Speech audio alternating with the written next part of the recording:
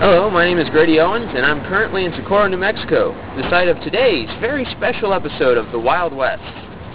Socorro was discovered by the first expedition of Spanish families traveling north from Mexico in 1598, led by Don Juan de Oñate y Salazar. Socorro's first inhabitants, Piro-speaking people of the Tepana Pueblo, welcomed the scouting party of Oñate and his men. They showed no fear to the strangers, according to Oñate's official log, and with hand signs told the group what lay ahead. When the Tepana inhabitants unexpectedly gave the group a large gift of corn, Oñate renamed the pueblo Socorro. The route taken was eventually to be known as the El Camino Real, a road used in the following centuries to connect the New Mexico territory and Mexico itself. The beginning of World War II saw an increase in activity in Socorro County's southeast quarter. Temporary workers traveling through wouldn't say what they were doing, but did tell residents to watch for something big on the morning of July 16, 1945. Many Socorroans remember the light of the first atomic blast at White Sands Missile Range. In the 1950s, a few citizens of the city trumpeted the idea that Socorro had somehow escaped all legal transfers from Spain to Mexico to the U.S. and started a secession campaign. License plates reading Free State of Socorro can still be seen today. So anyway, now that we're in Socorro, what is there to do? Quite frankly, I'm not entirely certain, and I've lived here for 5 years. So we're just going to wander around for a bit, and might go to the church, might go to a few other locations in town. We're lucky we might even see some wildlife. This over here is a large grove of prickly pear cactus, or some people might know them as pancake cactus, cacti, whichever. Some more over here. Appear to be kind of dying. Probably just some local rot. It's not really terribly uncommon. It's been a surprisingly dry year, so I'm not entirely certain why there's so much rot. Might just be animal doing there. Here, on the other hand, I believe, is mesquite. Whoa, shit. Sorry about that, folks. I've just nearly got blindsided by a giant black hornet. Happens every once in a while around here. You gotta be careful. Well, I decided to stop and take a rest. Just so happens that we happen to be sitting in front of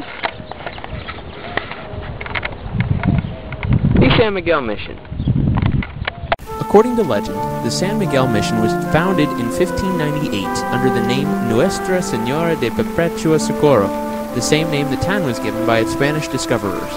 Officially, this makes it the oldest Catholic church in the United States. However, when Socorro was abandoned during the Pueblo Revolt, the mission was abandoned with it. Not until 1821 would the church be reestablished. Hey, would someone turn off that freaking music? We're about to go inside. Much better. The name San Miguel, according to local legend, arose during an Apache raid.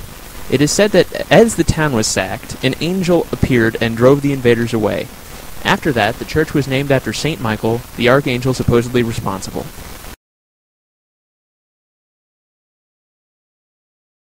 Now, as neat as this church is, it would almost be criminal, in my opinion, to visit a church and not also visit the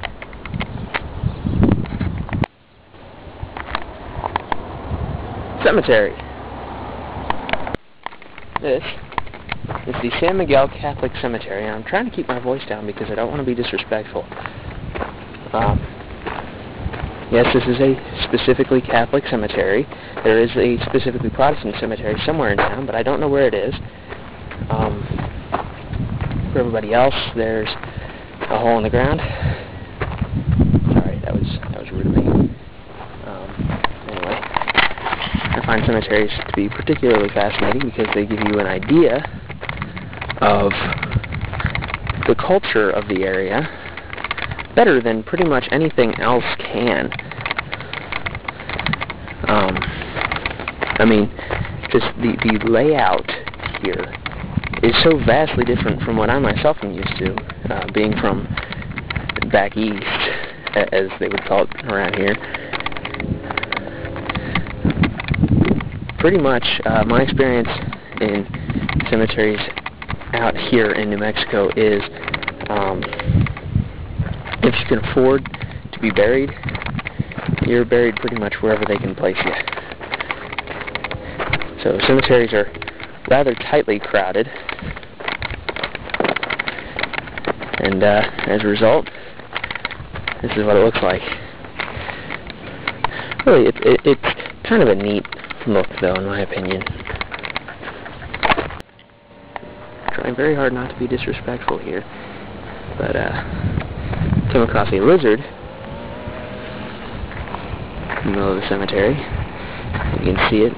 Awesome. If you can't, well, I'm very sorry. I tried. I wanted to also say that on my way here, I almost hit 2 different dogs from 2 different yards because the stupid things charged out into the road to try to start something while I was on my bike. As such, I really wanted to request that people please keep your dogs in your yard if they're going to be outside.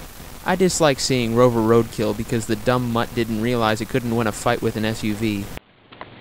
And yet another lizard is somewhere in this bush. I just saw him. Being kind of sneaky here. Oh, there he is. Damn. Sorry. Darn. It's very fast. It being summer right now, or at least might as well be summer, there are a lot of lizards out right now, and also a lot of gnats. But yeah, so that's why I keep running into them around here. There are quite a few out right now. It's probably going to be the bulk of the wildlife we see during the day is going to be lizards. Out there in the distance is Socorro Peak.